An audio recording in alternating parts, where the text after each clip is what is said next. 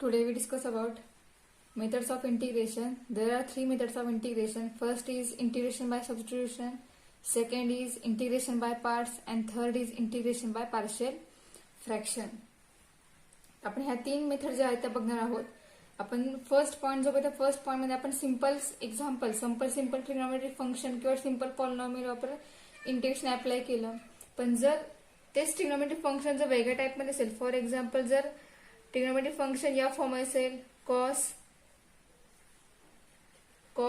x cube, integration of cos x cube with respect to x या form मध्ये असेल, किंवा आपण एक वेगळे एक्झाम्पल घेऊया, integration of 3x² sin x cube with respect to x. या टाइप मध्ये फंक्शन असतं, आपण या फंक्शनचे इंटिग्रेशन फाइंड कशा पद्धतीने करणार. तर यासाठी आपल्याला ह्या ज्या मेथड्स आहेत त्या मेथड्स प्रूव्ह केलेल्या आहेत. आता आपण अजून एक वेगळे एक दोन एक्झाम्पल बघूयात. सिंपल एक सेकंड एक्झाम्पल बघूयात. आपल्याला u इंटू व्ही रूल हा रूल आपल्याकडे नव्हता, आपण डेरिव्हेटिव्ह मध्ये तो रूल वापरलेला आहे. पण इंटिग्रेशन मध्ये जर त्या टाइप मध्ये एक्झाम्पल असेल, for example sine x into e raise to x, हे जे एक्झाम्पल असेल तर या एक्झाम्पलवर इंटिग्रेशन अप्लाय करायचं कसं, तर हे जे दोन टर्म आहेत मल्टिप्लिकेशन मध्ये, ह्या दोन टर्म आपण एकत्र करू शकत नाही. जर ट्रिग्नोमेट्रिक फंक्शन जर दोन टर्म असेल ट्रिग्नोमेट्रिक फंक्शनच्या, तर आपण ते ट्रिग्नोमेट्रिक फंक्शन हे एकत्र करू शकतो वेगवेगळे ट्रिग्नोमेट्रिकचे फॉर्म्युले वापरून. पण हे एक ट्रिग्नोमेट्रिक फंक्शन आहे आणि एक्सपोनेन्शियल फंक्शन आहे, हे दोन फंक्शन आपण एकत्र करू शकत नाही. म्हणजे अशा टाइपच्या एक्झाम्पल्स इंटिग्रेशन फाइंड करायचं कसं, तर त्यासाठी हे जे तीन टाइप आहेत ते टाइप मेथड्स जे आहेत इंटिग्रेशन फाइंड करण्यासाठीच्या त्या मेथड्स प्रूव्ह केलेल्या आहेत. ठीक आहे. त्यासाठी जी फर्स्ट मेथड जी आहे इंटिग्रेशन बाय सबस्टिट्यूशन, ती फर्स्ट मेथड आपण आता बघणार आहोत. त्यानंतर आपण मग सेकंड आणि थर्ड मेथड बघूयात. ठीक आहे. तर फर्स्ट मेथड आहे आपली इंटिग्रेशन बाय सबस्टिट्यूशन. तर त्या मेथडवर ते डिपेंड एक थेरम आहे, त्या थेरमनुसार आपण एक्झाम्पल्स प्रूव्ह करणार आहे. तर थेरम जो आहे इंटिग्रेशन बाय सबस्टिट्यूशनचा, तो थेरम स्टार्टिंगला बघूयात आपण. थेरम काय आहे तो बघा. Theorem, if x equal to phi of t is a differentiable function of t, then integration of f of x with respect to x is equal to integration of f of phi of t into phi dash of t into dt. तर आपल्याला given एक function दिलेलं आहे, ते function आहे x equal to phi of t. हे given function आहे आणि हे जे फंक्शन ते डिफरन्शिएबल आहे फॉर फंक्शन t साठी. ठीक आहे. आणि तर आपल्याला प्रूव्ह करायचे काय, तर f of x याचे इंटिग्रेशन हे F of phi of T into phi dash of T into D T integration of या टाइप मध्ये येतं. म्हणजे ह्या दोन्ही स्टेप ज्या आहेत ह्या दोन्ही इक्वल आहेत हे आपल्याला प्रूव्ह करायचंय. ठीक आहे. जे दिलेलं फंक्शन जे आहे ते वापरून आपण ह्या प्रूफ जे आहे ते आपण प्रूव्ह करणार आहोत. तर फंक्शन दिले काय, ते स्टार्टिंगला गिव्हन काय दिलेलं आहे ते गिव्हन लिहूयात. तर बघा गिव्हन आहे x equal to phi of T is differentiable function of t. हे गिव्हन आहे. ठीक आहे. मग x हे डिफरन्शियल फंक्शन आहे, x equal phi of t हे डिफरन्शियल फंक्शन आहे t साठी. तर आपण डेरिव्हेटिव्ह फाइंड करूया. देअरफॉर डेरिव्हेटिव्ह आहे dx upon with respect to t नी, डेरिव्हेटिव्ह आहे dx upon dt is equal to phi dash of t.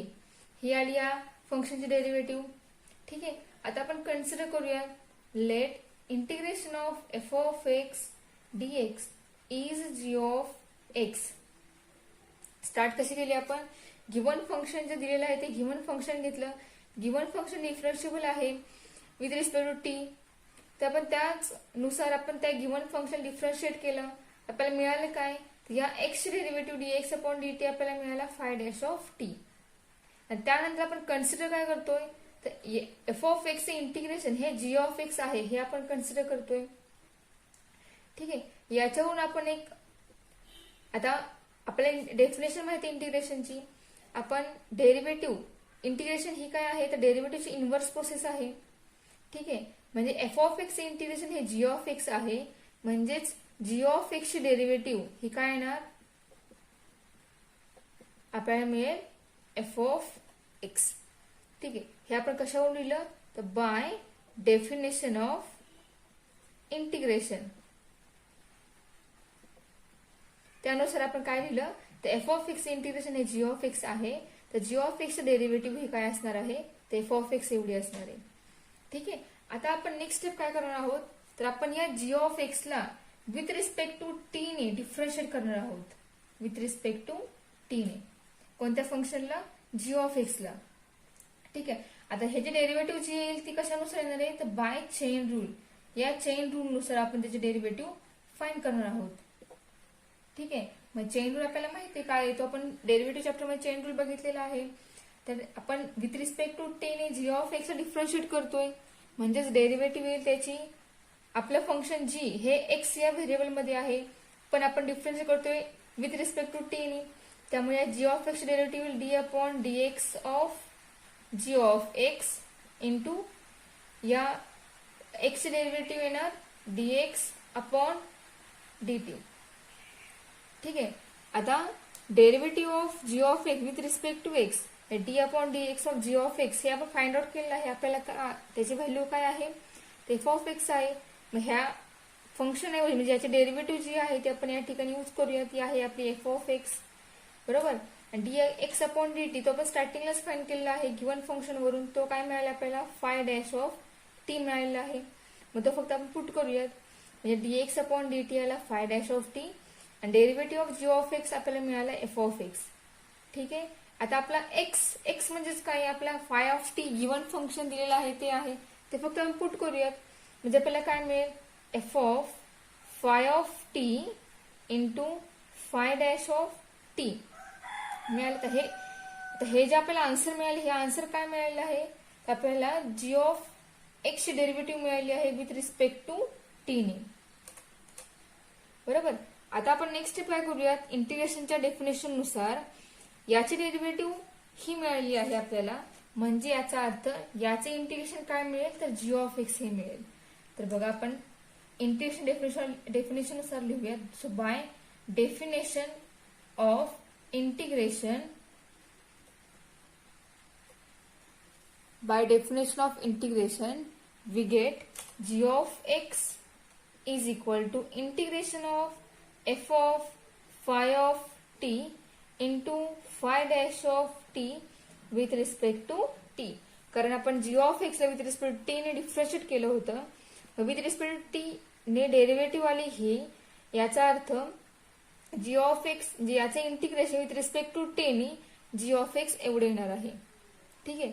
आता जी ऑफ एक्स म्हणजेच काय, तर एफ ऑफ एक्स इंटिग्रेशन हे जी ऑफ एक्स आपल्याला मिळालं होतं. म्हणजे आपण जी ऑफ एक्स ऐवजी integration of F of x D x हे आपण या ठिकाणी त्याची व्हॅल्यू पुट करू शकतो. म्हणजे आपल्याला प्रूफ मिळालं, integration of F of x D x is equal to integration of F of phi of T into phi dash of T into D t. म्हणजे आपल्या एक्झाम्पल आपल्या थेरमचा प्रूफ जे आहे ते प्रूफ कम्प्लीट झालेलं आहे. ठीक आहे. तर बघा मी पुन्हा एकदा एक्सप्लेन करते थेरमचा प्रूफ जे आहे ते.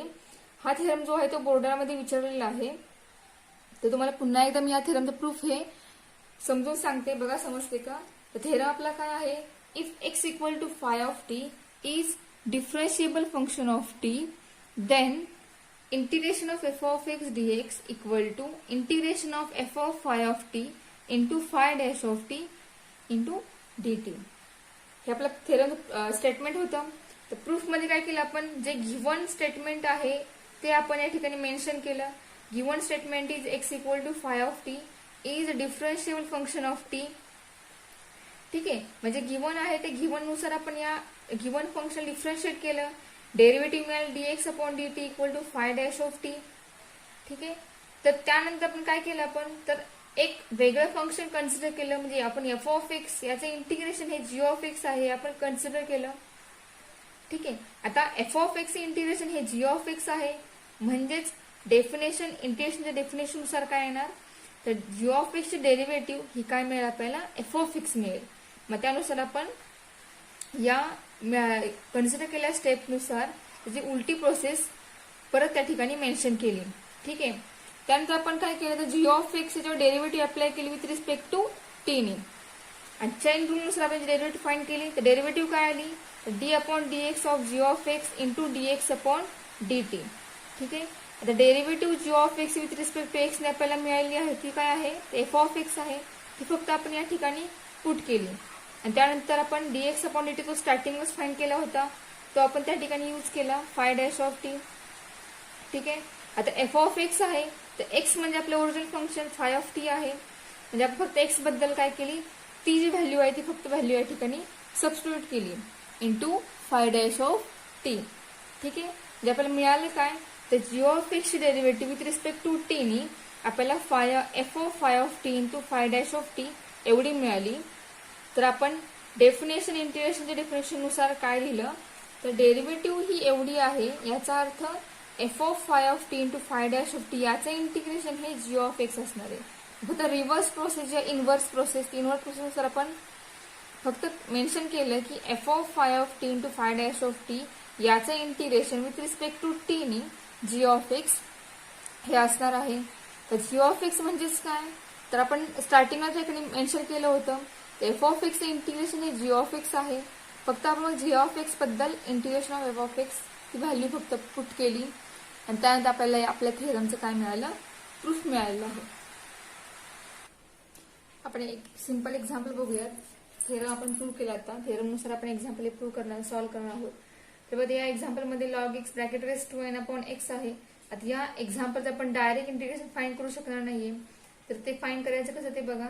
सो आपण याच एक्झाम्पल आपण हे आय इक्वल याच्यावरती इंटिग्रेशन अप्लाय करूयात. I equal integration of log x bracket raise to N upon x with respect to x apply केलं. या ठिकाणी log x bracket raise to n तो पॉवर्स अप्लाय होणार नाहीये.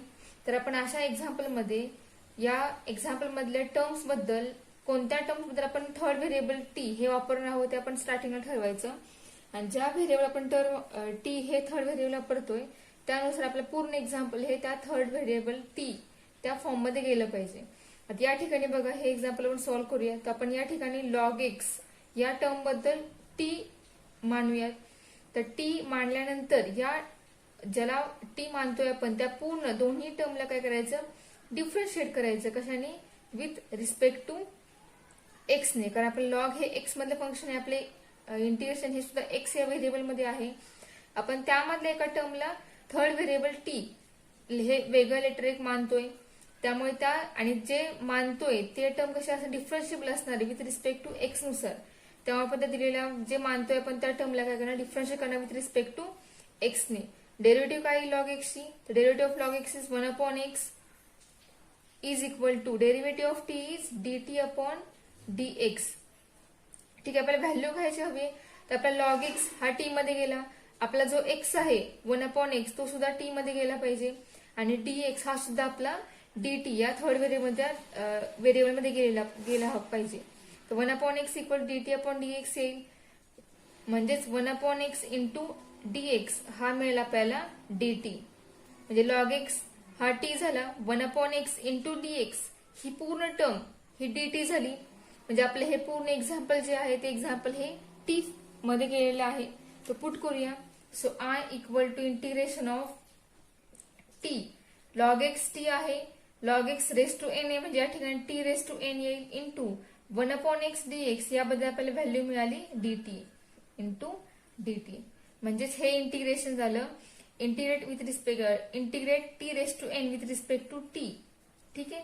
म्हणजे याचं इंटिग्रेशन येईल पॉवरच्या रूल नुसार t raise to n plus 1 upon n plus 1 plus c. हे झालं आपला आन्सर. म्हणजे हे आपण मेथड काय यूज केली, तर आपले एक्झाम्पल हे पूर्णपणे सिम्प्लिफाय करण्यासाठी ही सबस्टिट्यूशन मेथड जी आहे ती मेथड या ठिकाणी आपण वापरलेली आहे. या मेथडमुळे आपले जे एक्झाम्पल आहे ते पूर्ण सिम्प्लिफाय झालेले आहे आणि एकदम सिंपल टर्म या ठिकाणी आपल्या इंटिग्रेशन मध्ये आली. आणि त्यानंतर आपण या इंटिग्रेशन हे फॉर्म्युल्यानुसार फाइंड आउट केलं. ते इंटिग्रेशन आलं t raise to n plus 1 upon n plus 1 plus c.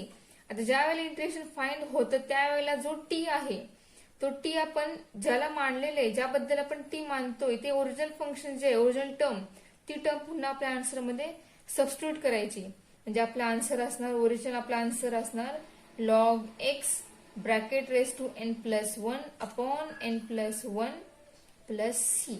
हे आपलं करेक्ट सोल्युशन आहे आपल्या एक्झाम्पलचं. आपण थेरम डिपेंडेंट एक्झाम्पल बघितलं, थेरमचं प्रूफ बघितलं. आता आपण करोरी बघतोय. फर्स्ट करोळी आहे, if integration F of X D X equal to G of X plus C, then integration of F of A x plus B with respect to x equal to G of A x plus B into 1/a plus C. ही corollary आपण prove करणार आहोत आणि त्या करोळीचं आपण example solve करणार आहे.